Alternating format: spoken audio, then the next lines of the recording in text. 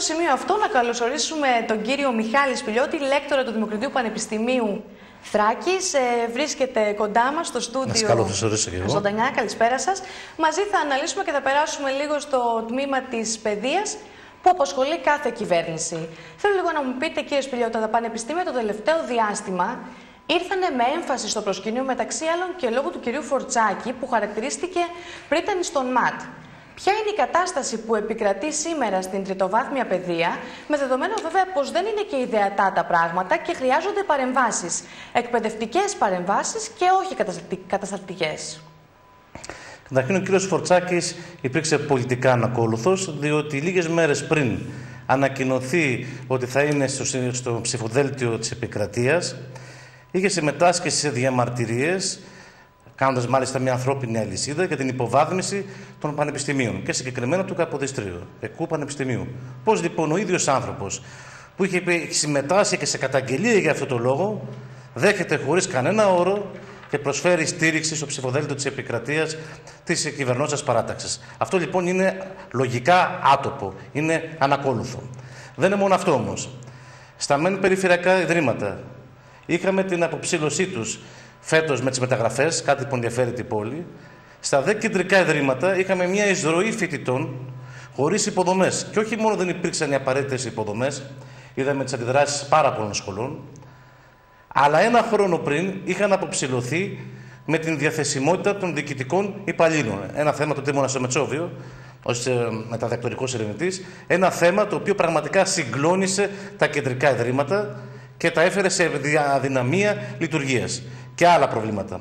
Το Δημοκρίτιο βέβαια αυτή τη στιγμή δεν έχει την έκταση των προβλημάτων κεντρικών πανεπιστημίων. Μάλιστα, μπορώ να πω ότι μετά από 15 χρόνια βλέπω ένα πανεπιστήμιο ανεπτυγμένο, με νέες σχολές, με πολλά μέλη ΔΕΠ.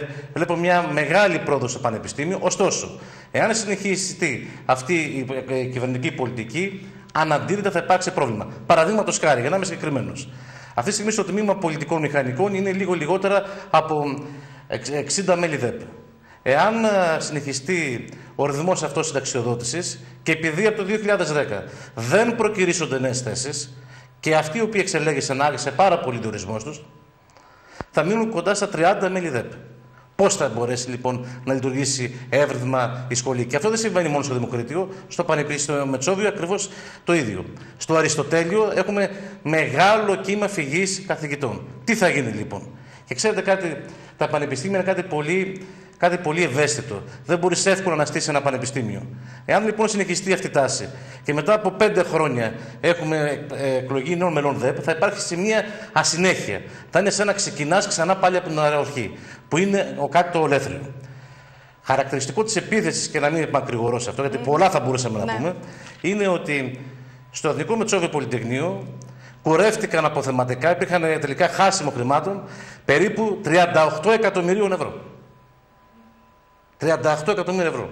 Μιλάμε λοιπόν για μια πολιτική ισοπεδωτική και προφανώς δεν διανοείται η αριστερά, που έχει ως έμβλημα το πολιτισμό και την παιδεία, να μην δώσει βάρος στην παιδεία. Και πράγματι ο κανόνας του μνημονίου 1/7 θα καταργηθεί και έχει υποθεί ότι ο ΣΥΡΙΖΑ θα δώσει προτεραιότητα σε παιδεία, σε υγεία και πολιτισμό. Γιατί έτσι πρέπει να είναι. Κύριε Σπηλιώτη, θέλω να περάσουμε σε ένα θέμα που απασχόλησε το προηγούμενο διάστημα και αφορά την πρόθεση της κυβέρνησης, όπου αποχωρεί και φάνηκε αυτό, και είναι η ιδιωτικοποίηση της παιδείας. Αυτό που αποτυπώνεται και με την εξίσωση των πτυχίων των κολεγίων με την τριτοβάθμια εκπαίδευση, κάτι που βλέπουμε και στο δικό μας πανεπιστήμιο, όπου η πενταετής φοιτήση εξισώνεται με την τριετή των κολεγίων. Θέλω να μου πείτε τι σημαίνει αυτό και αν θεωρείτε ότι είναι μία αποκατάσταση της αδικίας έναντι των παιδιών που φοιτούν σε κολέγια ή είναι μία ευνοϊκή αλλαγή υπέρ των ιδιωτών και σε βάρος του επιστημονικού έργου. Μάλιστα. Αυτή τη στιγμή τα κολέγια δεν είναι ιδιωτικά πανεπιστήμια, όχι ότι είμαι υπέρ. Έτσι, θεωρώ ότι η παιδεία πρέπει να είναι δημόσια, αλλά αυτό είναι μια άλλη κουβέντα.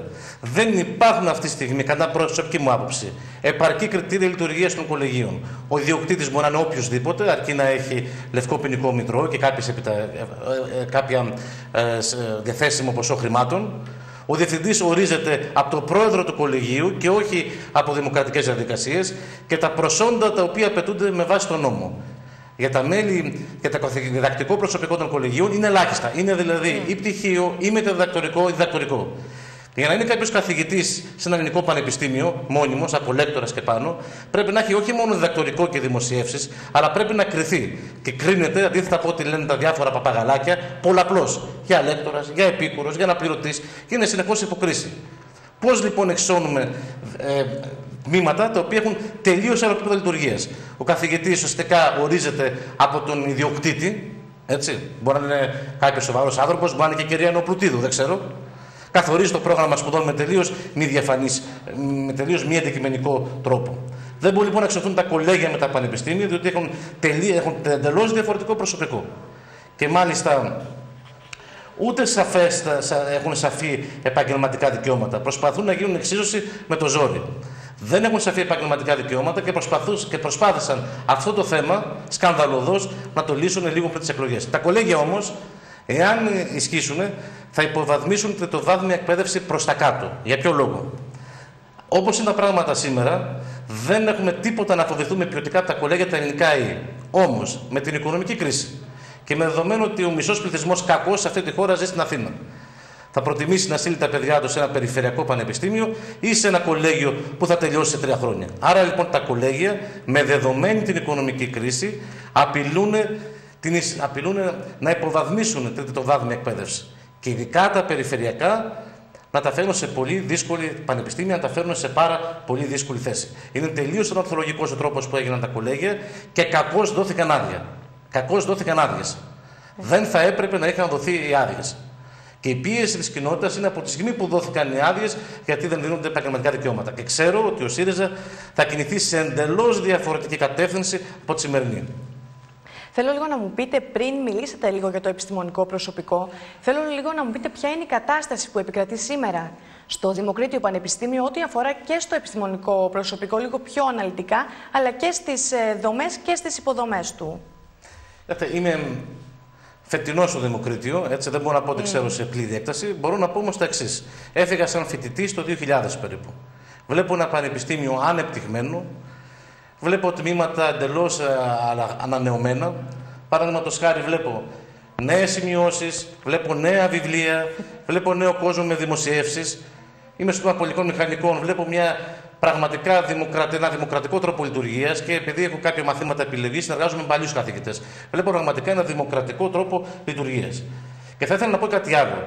Τα ελληνικά πανεπιστήμια έχουν συκοφαντηθεί. Τα τελευταία χρόνια όχι μόνο δεν υποβαθμίστηκαν όπως λένε τα παπαγαλάκια και παρόλο τις αντίθετες πολιτικές του Υπουργείου και όλες αυτές τις αντιξότητες, αλλά έχουν αναβαθμιστεί. Συγκεκριμένα, και θα γίνω συγκεκριμένος. Ποιοι καθηγητές δημοσιεύαν πριν 40 χρόνια σε ξένα περιοδικά? Ελάχιστοι. Ήταν μερικοί πράγματι πάρα πολύ καλοί. Οι περισσότεροι όμως δεν συμμετείχαν στο διεθνή διάλογο της διεθνής επιστημονικής κοινότητας. Πόσα βιβλία υπήρχαν? Όταν εγώ ήμουν φοιτητής, υπήρχαν ελάχιστα βιβλία και στο εμπόριο για να ενημερωθεί. Τώρα υπάρχουν σε όλα τα αντικείμενα, γενικά στο πανεπιστημιακό χώρο, μία πλειάδα βιβλίων. Και τεχνικά βιβλία και όχι μόνο. Υπάρχουν πλειάδα σημειώσεων. Υπάρχουν σημειώσεις στο Ιντερνετ. Έχει γίνει λοιπόν ένα πολύ μεγάλο άλμα. Όμως αυτό το άλμα, εάν συνεχιστεί αυτή η πολιτική από το Υπουργείο, έτσι, θα υπονομευθεί. Θα υπονομευθεί και το Δημοκρίτιο που έχει πράγματι μια ανάπτυξη θα φτάσει σε ένα όριο. Και θα είναι κρίμα να υπονομευθεί το Δημοκρίτιο, διότι είναι μια επένδυση που απέδωσε πραγματικά στην περιοχή, όχι μόνο οικονομικά με νίκια κλπ. Έφερε πνεύμα, έφερε πολιτισμό, έφερε επιστήμη, έφερε ένα τεχνικό προσωπικό και ούτω καθεξής. Θα ήταν κρίμα λοιπόν να υπονομευθεί αυτή η ανάπτυξη. Και να πούμε κάτι άλλο. Χαρακτηριστικό της συκοφάντησης των ελληνικών πανεπιστημίων, που διαψεύδει αυτό το χαρακτηρισμό, είναι η απόφοιτη. Οι απόφοιτοι των ελληνικών πανεπιστημίων διαπρέπουν στο εξωτερικό. Έτσι. Νέοι επιστήμονες διαπρέπουν σε ερευνητικά κέντρα, σε τεχνικές εταιρείες, ως γιατροί σε άλλες ειδικότητες στο εξωτερικό και το καθεξής. Πού λοιπόν αυτή η υποβάθμιση των ελληνικών πανεπιστημίων και γιατί αυτή η ισοπαίδωση, τι εξυπηρετούν? Πιστεύω ότι θα πρέπει να υπάρξει μια πορεία για παραγωγική ανασυγκρότηση, για εκδημοκρατισμό του τόπου και αυτό μπορεί να γίνει με πίστη στο υπάρχον δυναμικό. Ξέχασα να πω, πολύ σύντομα θα πω, για τις διαγραφές των φοιτητών. Δεν είναι δυνατόν σε περίοδο κρίσης, οικονομικής κρίσης, έτσι, να εφαρμόζεται αυτό το μέτρο. Είναι ένα μέτρο το οποίο θα καταργηθεί και σχετικά με τον νόμο Διαμαντοπούλου. Πάντα γενικά μιλώντας, δεν αναφέρομαι στο τμήμα μου που έχει μια δημοκρατική λειτουργία. Ο νόμος Διαμαντοπούλου έχει στοιχεία τα οποία πολιτικά κρίνοντάς τα θεωρώ ότι είναι αντιδημοκρατικά. Είναι τιμωρητικά, όπως είπε ο κ. Τσίπρας, για τα μέλη ΔΕΠ και το προσωπικό και θεωρώ ότι πρέπει να τύχει ριζικής αλλαγής. Θέλω να σταθούμε λίγο και σε ένα άλλο θέμα και να μιλήσουμε λίγο για τη διασύνδεση του πανεπιστημίου με τις κοινωνίες, κυρίως στον παραγωγικό τομέα. Κάτι όμως που ποτέ δεν αξιοποιήθηκε επαρκώς. Μπορεί τελικά να υπάρξει κάτι τέτοιο ή απλά είναι πρακτικά αδύνατον η σύνδεση? Σαφώς πρέπει να υπάρχει σύνδεση του πανεπιστημίου με τις τοπικές κοινωνίες και με την αγορά, αρκεί όμως να μην χάνει την αυτονομία του. Δηλαδή, δεν μπορεί η αγορά να καθορίσει το πρόγραμμα σου. Έχει μια άλλη δυναμική. Ξεκινάς από μαθηματικά, από τα βασικά μαθήματα, υδραυλική και μετά σπάς τα εφαρμοσμένα μαθήματα. Δεν μπορείς να σπάσεις αυτή την αλυσίδα. Άρα λοιπόν πρέπει το πανεπιστήμιο να διατηρήσει την αυτονομία του. Επίσης, δεν θα πρέπει να υποβαθμιστούν πανεπιστήμια, σχολές, τμήματα, συγγνώμη για το άγχος, συγχωρέστε με, έτσι. Δεν θα πρέπει λοιπόν να υποβαθμιστούν τμήματα που προάγουν τις ανθρωπιστικές επιστήμες, επειδή δεν αποφέρουν χρήμα. Άλλο μεγάλο λάθος το οποίο πάει να γίνει. Άλλωστε η Ευρώπη πρώτα απ' όλα είναι πολιτισμός. Τώρα, το Δημοκρατικό Πανεπιστήμιο έχει προσφέρει στην τοπική κοινωνία. Καμιά φορά από τα απλά χρειάζονται απλές σκέψεις. Πάρα πολλοί απόφοιτοι μείναν σε Ξάνθη. Ανοίξαν τεχνικές εταιρείες. Μικρές ή μεγάλες τεχνικές εταιρείες. Έχουν λοιπόν συνεισφέρει στον τόπο. Επίσης με διάφορα προγράμματα, με δήμους κλπ. Πρέπει λοιπόν να υπάρξει. Θα πρέπει να υπάρξει μια μεγαλύτερη συνεργασία. Αλλά διατηρώντας το Πανεπιστήμιο την αυτονομία του πρώτον και δεύτερον, όχι σπασμωδικά όσον αφορά τους δήμους και τις περιφέρειες, αλλά σε ένα ευρύτερο πλαίσιο παραγωγικής ανασυγκρότησης που έχει ανάγκη ο τόπος, για να μπορούν κάτι να παράγουν. Τελικά το Πανεπιστήμιο παράγει αποφύτους, πολύ καλούς, έχει τη γνώση. Δυστυχώς όμως η υπόλοιπη ελληνική κοινωνία, είναι λίγο, τώρα το λέω είναι λίγο απόλυτο, έτσι. Οικονομικά λείπουν οι δομές να αξιοποιηθεί αυτό το δυναμικό. Δεν θα πρέπει λοιπόν να κλείσουμε τα πανεπιστήμια επειδή αυτή τη στιγμή η οικονομία και η κοινωνία είναι σε αυτό το επίπεδο. Θα πρέπει το πανεπιστήμιο, πολύ ωραία το είπατε, να συμπαρασύρει την κοινωνία προς τα πάνω. Βέβαια αυτό δεν μπορεί να το κάνει αν το πανεπιστήμιο υπονομεύεται. Λοιπόν, κλείνοντας, θέλω λίγο να μου πείτε ποια είναι η πρόταση που θα δώσει όθηση στην τριτοβάθμια εκπαίδευση, χωρίς αυτή όμως να χάσει και το δημόσιο χαρακτήρα της. Αυτή τη στιγμή πρέπει να γίνουν άμεσα μέτρα, έτσι, για να σταματήσει η υπονόμευση του πανεπιστημίου. Να ξεκινήσουμε από τα απλά. Δηλαδή, θα πρέπει να γίνουν προκηρύξεις μελών ΔΕΠ. Θα πρέπει να λυθούν βασικά προβλήματα. Θα πρέπει να υπάρξει ένα δημοκρατικότερο πλαίσιο λειτουργίας, το οποίο βοηθάει και την έρευνα, βοηθάει τα πανεπιστήμια.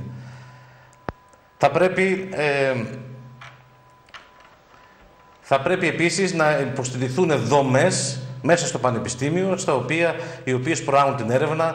Θα πρέπει να δοθούν υποτροφίες σε υποψήφιους διδάκτορες. Πολύ σημαντικό. Οι υποψήφιοι διδάκτορες είναι πάρα πολύ σημαντικοί. Και επίσης, δεδομένης της οικονομικής κρίσης, θα πρέπει να υπάρξει παροχές προς την φοιτητική μέριμνα. Να μπορεί ένας φοιτητής με φτωχά εισοδήματα να σπουδάσει σε μια περιφερειακή πόλη ή, εν πάση περιπτώσει, ανεξάρτητα από τους δικούς του. Πρέπει να γίνουν πάρα πολλά, αλλά αυτή τη στιγμή υπάρχουν κάποια επίγοντα. Τα επίγοντα που να γίνουν είναι διορισμός μελών ΔΕΠ. Άμεσα, διορισμός μελών ΔΕΠ.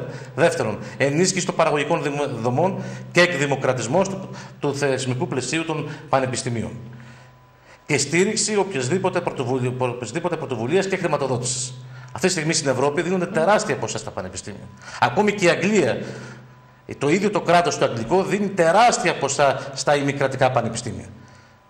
Άρα λοιπόν θεωρώ ότι τα πανεπιστήμια μπορούν να γίνουν μοχλός για την παρατέρω ανάπτυξη της ελληνικής κοινωνίας και ειδικότερα για τη Θράκη έχει να δώσει ακόμη πολύ περισσότερα. Κύριε Σπηλιώτη, να σας ευχαριστήσουμε για την παρουσία σας στο Δελτίο Ειδήσεων. Και εμείς, κυρίες και κύριοι,